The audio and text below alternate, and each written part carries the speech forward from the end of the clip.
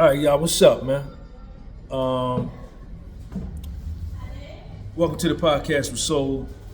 Puffy's appeal, we know his expedited appeal has been granted.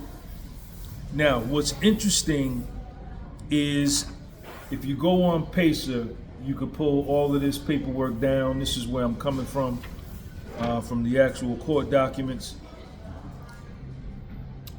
The expedited appeal was granted on November the 3rd, 2025. Okay?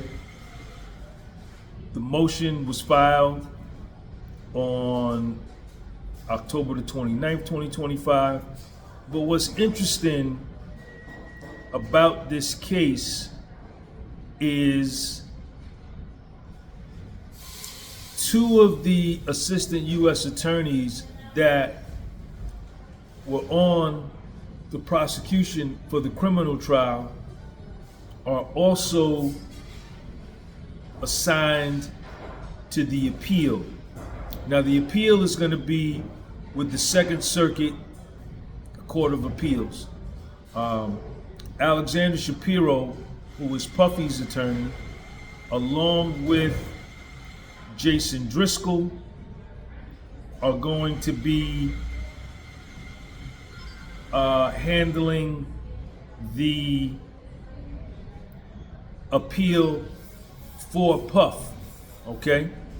Now, Madison Reddick Smizer, as of November the 12th, has been added to the prosecution to, I don't know what you call it, counter the appeal or fight the appeal or help deny the appeal.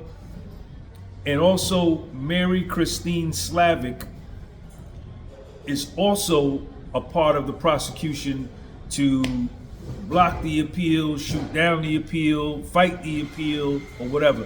Now, both of those attorneys were on the Southern District of New York prosecution for Puffy's criminal case, the trial that he won for the 1 count of racketeering conspiracy, the 2 counts of sex trafficking, and he was convicted on 2 counts of the Mann Act, which is what the appeal is going to be about. Now, both of those assistant U.S. attorneys, Christy Slavic and Madison Reddick Smizer, were on the prosecution and were party to the Southern District of New York strategy of prosecutorial misconduct. Okay? There were 6 assistant U.S. attorneys. The lead U.S. attorney was Maureen Comey. You had Emily Johnson, Mitzi Steiner, Slavic, Smizer, Comey, and who was the other one? I can't think of the other one's name, but it was 6 of them. Throughout the criminal trial, these 6 assistant U.S. attorneys open and notoriously and blatantly engaged in prosecutorial misconduct.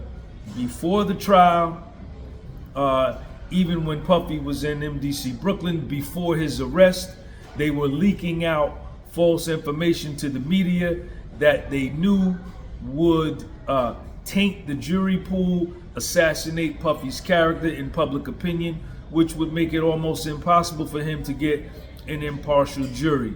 A gag order had to be placed on the prosecution from doing this by the judge, who is also a member of the Southern District of New York.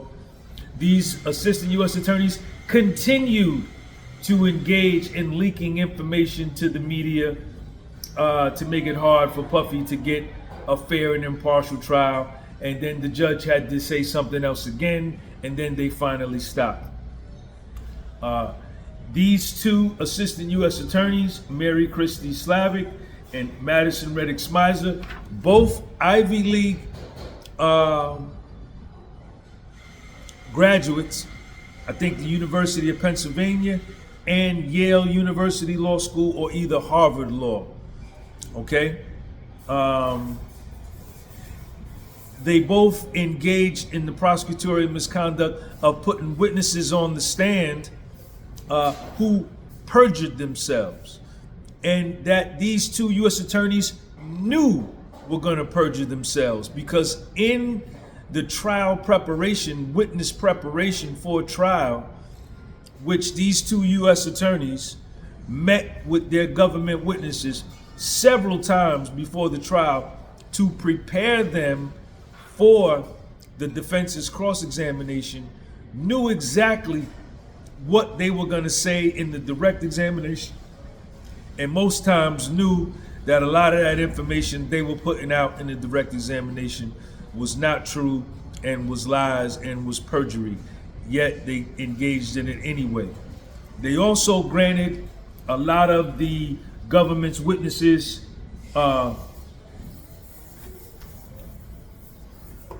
immunity agreements that they couldn't be prosecuted for perjury unless the prosecution felt like they committed perjury. The only people that could judge and determine and be the ultimate decision maker on whether perjury was committed or not was the prosecution.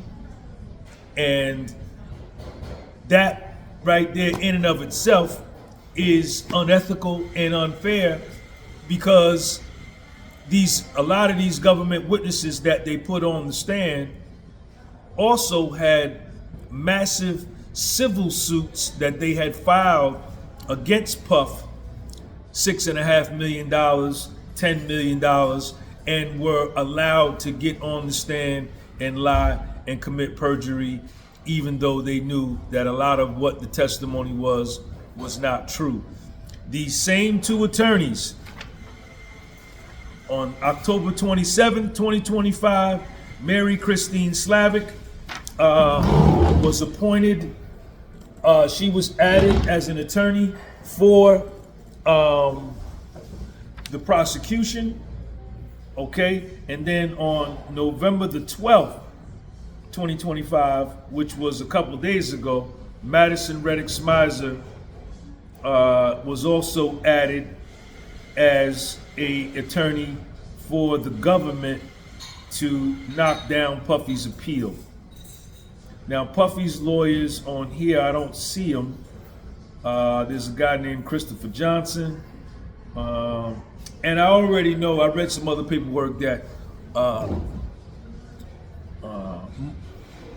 Alexander Shapiro and Jason Driscoll are also going to be on Puffy's appeal team. I think Puffy has about 4 or 5 attorneys working on this appeal for him. Now, this will be the appeal for the 2 Mann Act convictions, okay? We've gone through this over and over. Let's see how it goes. Who knows what's going to happen? We all know that by law that Puffy's conduct did not fall under the Mann Act, but nonetheless, a jury of his peers, found him guilty.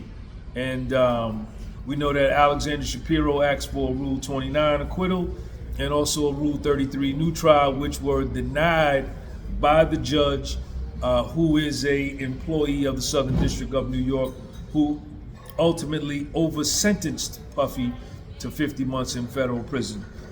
Stay tuned. Sean G. Peace.